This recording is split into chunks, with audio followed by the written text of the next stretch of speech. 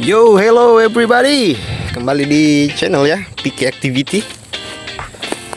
Aktivitas hari ini saya mau update kacang panjang. Jadi ini masuk di usia 17 hari ya. 17 harinya ini usianya setelah tanam.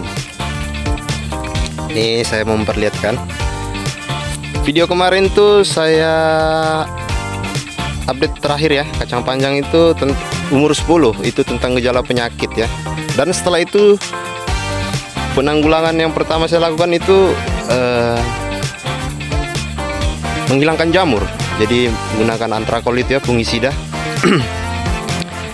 Karena kemarin tuh saya takarannya ini kan, kalau kita nonton video sebelumnya itu saya takut juga kemarin kalau takaran dosisnya itu si antrakolnya berlebihan. Tapi ternyata sehat. Dan ini hari ke-17-nya sudah muncul tunasnya, sulur-sulurnya itu. Nah, bisa lihat sendiri ya. Ini siap manjat sudah nih. Sudah ada yang panjangnya ini, itu artinya siap manjat.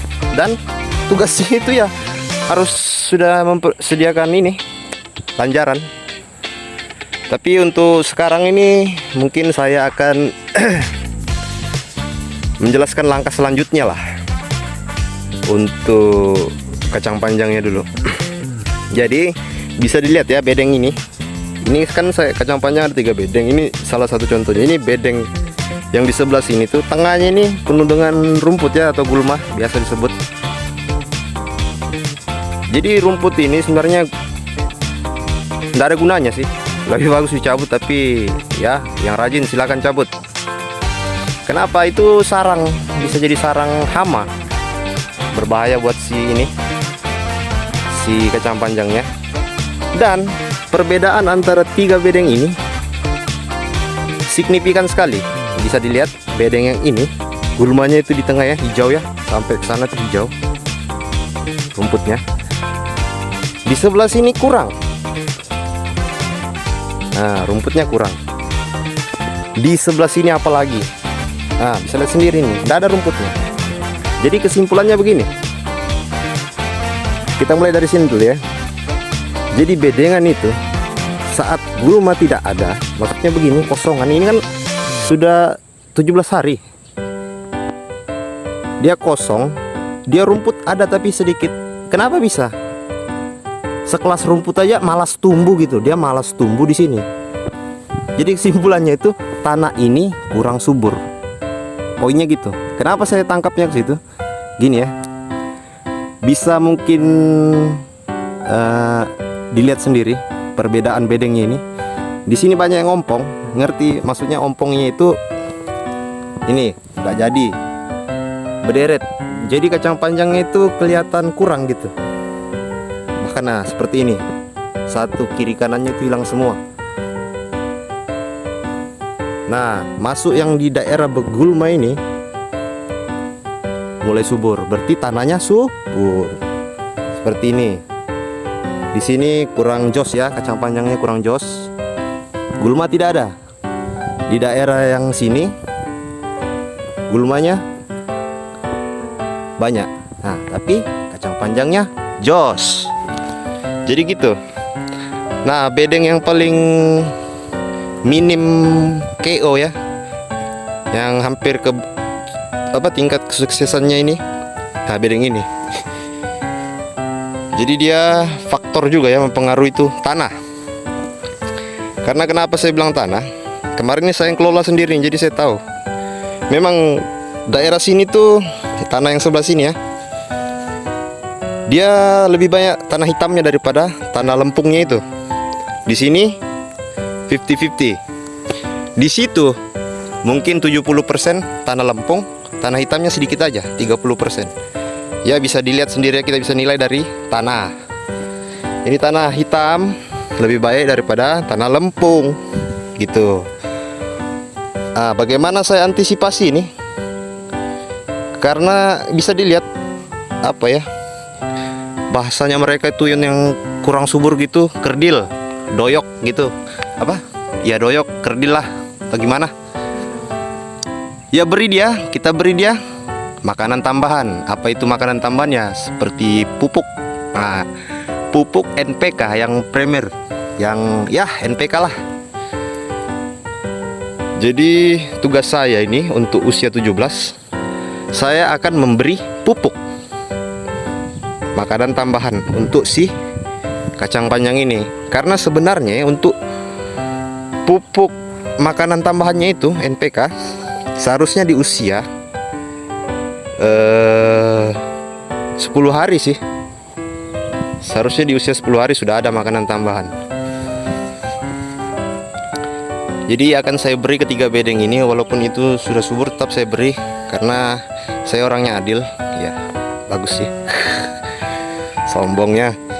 Jadi ya saya berikan 3 rata merata. Dan NPK yang saya pakai tetap tai ayam.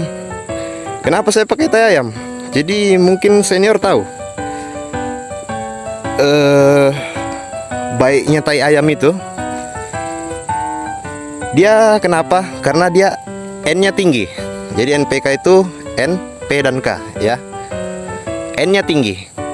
Oh, kenapa pilih yang N-nya tinggi? Kan bisa yang pilih P-nya tinggi, K-nya tinggi. Saya jawabnya begini. N itu apa ya? Nitrogen ya? Nitrogen. Kalau kita bicara nitro, ingat masih kecil dulu balap mobil pakai nitro gitu. Jadi nitrogen itu fungsinya ya. Kenapa lebih saya pilih yang kandungan nitrogennya tinggi? Karena apa ya? Saya sudah pelajari kemarin. Bukan kemarinnya lagi saya terus belajar karena saya pemula.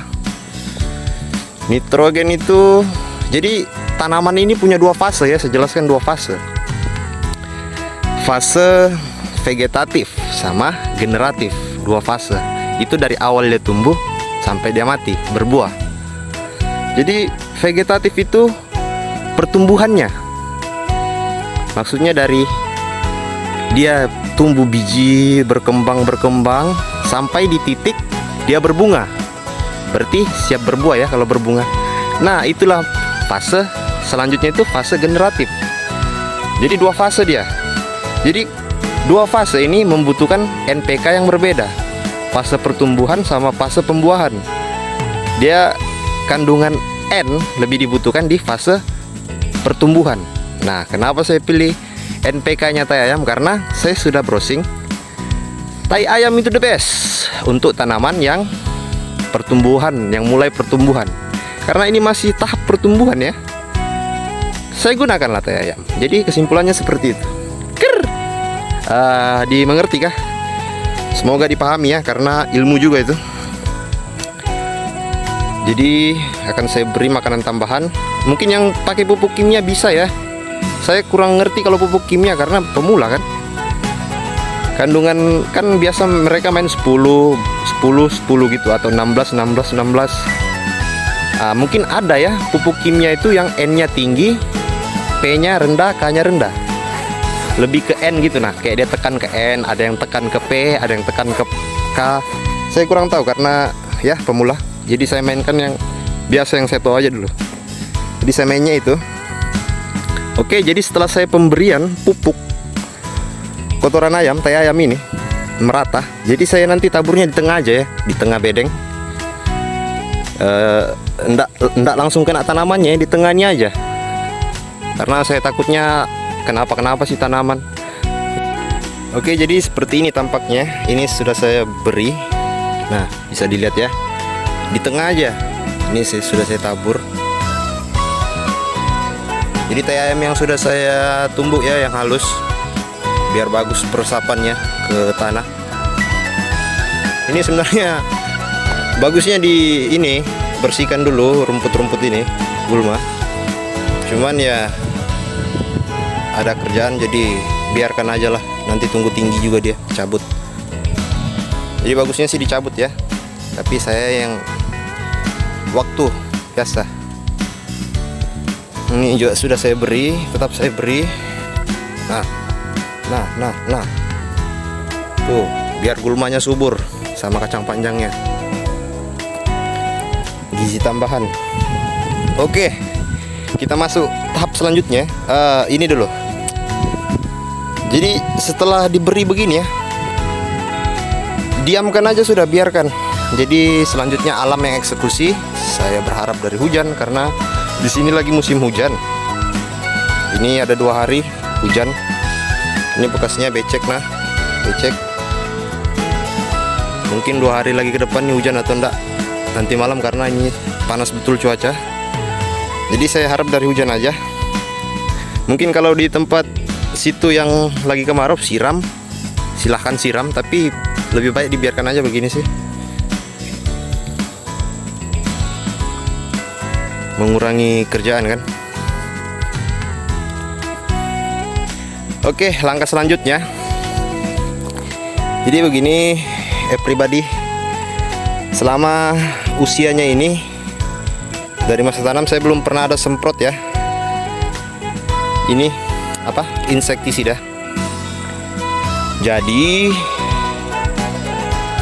saya hari ini sekalian ingin memberi insektisida karena ya seperti ini. Subur ya. Sayang ini barang ini kalau jebol-jebol begini, mana tuh? Lihat kan? Nah, ini kerjaannya si kutu kupret. Nah, ada bahkan yang bergaris-garis segini nih. Ulat kayaknya kalau yang bergaris segini. Tahu apakah? Tuh daunnya. Nah, ini. Nah, ini jebol. Ini rusak ujungnya. Oke, gitulah. Walaupun sudah kita beri zinc ya, tapi tidak 100%. Zinc plus itu kan kebal, imunnya bagus untuk serangan hama. Tetap aja begini hasilnya. Tapi ada sih yang tidak termakan, misalnya ini. Oh, bersih, sehat. Tapi ada juga ya, setidaknya saya semprot lah. Lagian insektisida yang saya pakai, pembasmi hama yang saya pakai ini murah meriah. Jadi akan saya tunjukkan insektisida yang saya pakai. Ini racikan ya. Saya sudah browsing di YouTube, di artikel Google. Itu ternyata benar. Oke, mungkin akan saya perkenalkan barang itu. Dan ini sudah saya siapkan ya, pompa gendong, bukan pompa imut yang kemarin lagi ya. Ini pompa bapak, pinjam dulu biar cepat kerjaan. Jadi yang mau tahu campurannya itu wajib tonton video. Check this out. Oke, everybody, kita akan meracik obat hama ya, maksudnya penangkal hama. Jadi penangkal hama yang murah meriah. Dan ini dia bahannya, puntung rokok. Gila aja puntung rokok. Ini rokok kretek, karena saya merokok kretek jadi lebih manjur ya, lebih banyak tembakaunya gitu. Intinya tembakau, dibutuhkan tembakau yang murah meriah.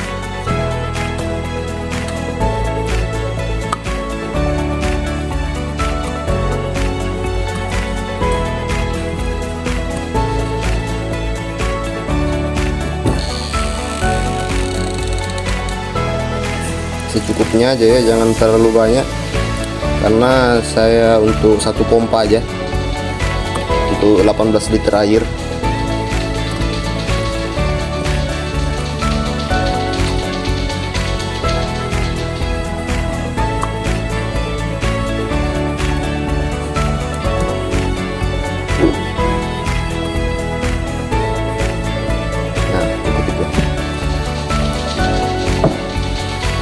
Jadi seperti ini.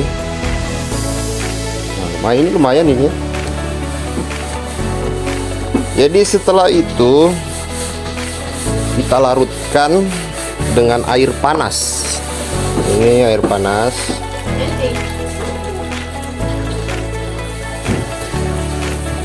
Nah, kita bawa keluar ya. Nah, oke, ini dia.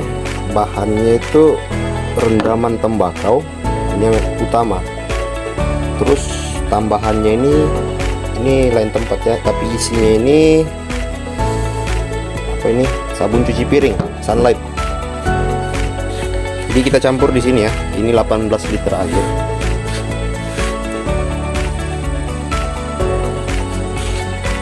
tuangkan ini.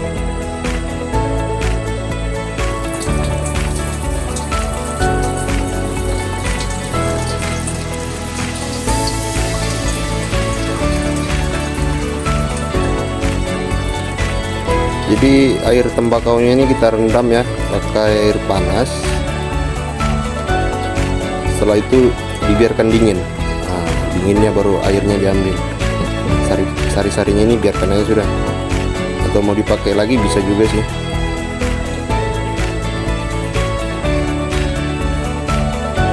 Nah, itu tembakaunya ya, rendaman tembakau. Nah, kalau itu ini sabun cuci piringnya jangan kebanyakan ya, karena ini bukan peruntukan. Kenapa dibilang bukan peruntukan? Karena ini untuk cuci piring, tapi ada manfaatnya sih. Walaupun ada manfaatnya, ada kerugiannya juga. Jadi kita pakai sedikit aja, 2 kali lah. Nah,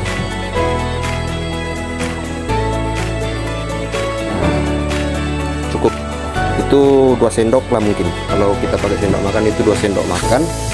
1,5 lah tadi itu ya, 1,5 sendok makan. Jadi itu aja. Setelah itu ya kita taruh air sampai ini kan 18.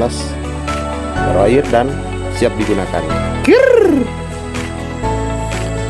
Dan satu lagi ingin saya sampaikan, untuk penggunaan pembasmi hama yang ini ya, tembakau dan sabun, sebenarnya ada plus minus, ada untung ada ruginya. Jadi sudah saya selidiki juga di artikel YouTube. Mungkin kalau tembakau ya, kita tahu sendiri ya, apalagi laki-laki yang pernah kecil, yang pernah kena kutu ya, tungau garis miring pasti diobati pakai tembakau. Dan tembakau itu berfungsi juga untuk kutu-kutu yang di tanaman ini dan serangga-serangga itu. Makanya ini bagus dan murah. Lagian daripada buang puntung rokok kan, saya kan merokok. Nah, kalau untuk si sabun cuci piring ada plus minusnya di situ. Jadi kenapa dikombinasikan? Karena satu, dia bagus untuk merekat. Jadi ceritanya kayak gitu. Saya baca di artikel dia perekat. Jadi mungkin istilah perekat itu, jadi tembakaunya mungkin menempel lama gitu, menempel lama di daun yang kita semprot. Terus ada juga kandungan pembunuh bakteri kan. Kalau kita taunya kan sabun cuci gitu, membunuh bakteri. Jadi mungkin bakteri-bakteri di tanaman itu bisa mati. Nah, minusnya seperti ini. Karena dia pembunuh bakteri, jadi sifatnya di tanaman itu ada bakteri baik, ada bakteri jelek gitu. Ada yang bagus, ada yang jelek, sama kayak tubuh kita kan. Ada itu yang sering nonton Yakul itu kan, ada bakteri bagus. Jadi sifatnya tanah begitu, dia membutuhkan bakteri untuk mengurai entah apa dia urai di dalam, saya tidak tahu, tapi ada bakteri baik. Jadi takutnya kemungkinan atau apapun itu, si sabun pencuci piring ini bisa membunuh bakteri baik itu yang kita butuh, yang kita perlu. Dia sifatnya membunuh bakteri jahat di tanaman, bisalah dia bunuh. Tapi kemungkinan bisa jadi kena juga di tanah. Jadi cara menghindarinya itu ya kita semprot, jangan sampai lah di tanah, di daun-daunnya aja gitu kan. Nah, dan terus minusnya seperti ini. Jadi tanaman ini saya lihat-lihat di artikel YouTube ada kandungan lilin. Jadi ceritanya gitu, dia di daunnya itu ada kandungan lilin sebagai perisai dari hama. Jadi seperti bisa dilihat ya, kacang panjang tadi yang saya rekam, yang saya videoin, itu ada yang bolong daunnya, ada yang tidak. Padahal bersebelahan, padahal satu pokok ada bersebelahan gitu. Jadi kemungkinan ya, yang dimakan itu mungkin daya imunnya itulah, lilin itu tidak ada di daun itu. Jadi makanya dia dimakan, ada yang tidak, ada yang aman gitu. Nah, jadi minusnya di sabun cuci piring ini, dia akan mengangkat minyak, kotoran minyak dan lilin bersifat yang bandel gitu. Jadi takutnya kita pakaikan di daun, dia menghilangkan perisainya ini, perisainya si daun terhadap si serangan hama. Nah, itu minusnya juga itu. Jadi kita bagaimana kita handle barang itu? Ya kita, karena memang bukan peruntukannya kan sabun cuci piring, jadi kita takar dengan dosis yang tepat. Saya kayak tadi, dosis saya itu untuk 18 liter air terhitung 1,5 sendok atau lebih, 1,5 atau 2 sendok makan gitu nah. Jadi tidak boleh banyak ya. Kita butuh yang intinya perekatnya saja, itu daya rekatnya. Dan ya begitulah, karena barang ini bukan untuk tanaman, tidak seperti antrakol kemarin ya, saya pakai banyak begitu, ini tetap tumbuh. Bahkan sudah ada sulur-sulur itu, karena yang peruntukannya untuk tanaman. Nah, ini yang bukan peruntukan untuk tanaman, yang seperti ini yang bahaya sebenarnya. Jadi dosislah sedikit. Kalau tembakau tidak apa-apalah banyak, paling kacang panjangnya nanti yang tumbuh tembakau. Oke, mungkin itu aja. Mungkin dan satu lagi saran, untuk penyemprotan hama ini yang paling terbaik itu di jam 5 lah, jam 5 lewat. Kenapa jam segitu? Karena begini, saya juga pelajari hama itu, serangga-serangga kutu kupret, dia menyerang itu di malam hari. Jadi kenapa harus menjelang malam gitu, nah mau mendekati malam harus kita nyemprot. Karena ya misalnya 2 jam kita setelah semprot kan sudah malam itu. Nah, datang dia tuh ceritanya, datang berame-rame panggil konconya itu, ayo kita serang itu kacang panjang. Begitu dia datang pulangan semua, dia bilang, woi ngeri, pagar betis ngeri bilangnya, bubar aja. Nah, itulah tujuannya. Kenapa menjelang malam? Beda ya, fungisida kemarin saya pakai siang terik, karena yang mengandung jamur itu terik-terik cantik. Oke, selanjutnya saya pengerjaan, pantau terus videonya.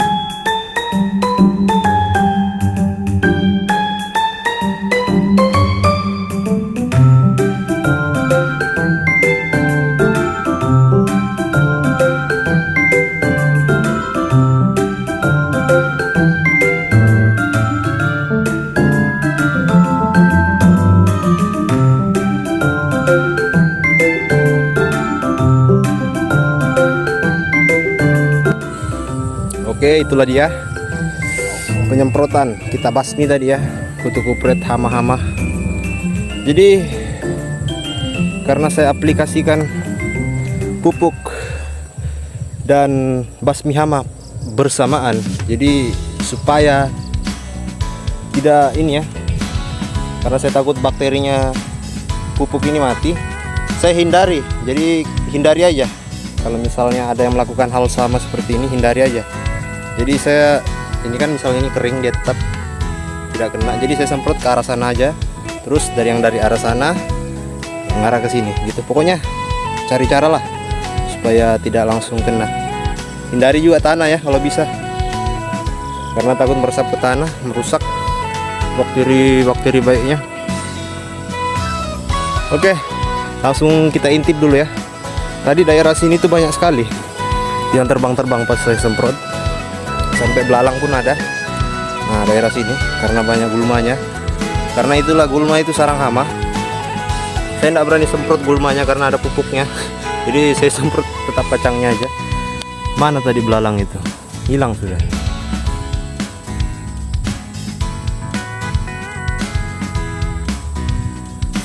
nggak tahu ya.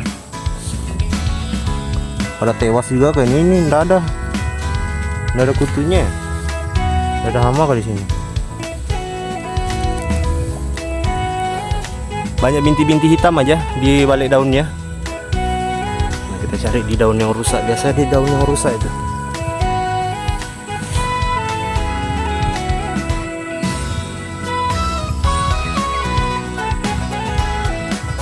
Kurang tahu apa ini, tapi nggak ada sih, nggak nemu. Pokoknya tadi saya semprot pada berhamburan semua itu yang daerah sini. Belalang lah tadi, yang besar yang jelas. Sama ada yang semacam agas putih, itulah mungkin kutu tuh ya. Oke, itu dia eksperimen ya. Jadi saya cuman melakukan hal yang menurut saya masuk akal dan saya tes di tanaman saya. Jadi kita tunggu aja ya. Misalnya ini berefek fatal pada tanaman, kesimpulannya sama seperti saya menyiram jamur dengan dosis berlebih, ya mati kacang ini. Jadi kita tunggu aja update selanjutnya, apakah dia cakep atau gimana.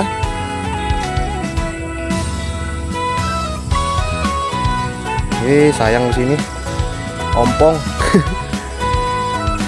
minim. Makanya tadi saya taruh pupuk dasarnya, pupuk apa tambahannya ini lebih banyak daerah sini yang kurang ditumbuhi sama tanaman, sama gulma juga. Poinnya gitu aja lah. Oke, terima kasih ya kawan sudah nonton aktivitas dari PK Activity. See you next. Semoga semuanya dilancarkan rezekinya, diberikan keselamatan. Oke ya. Bye bye.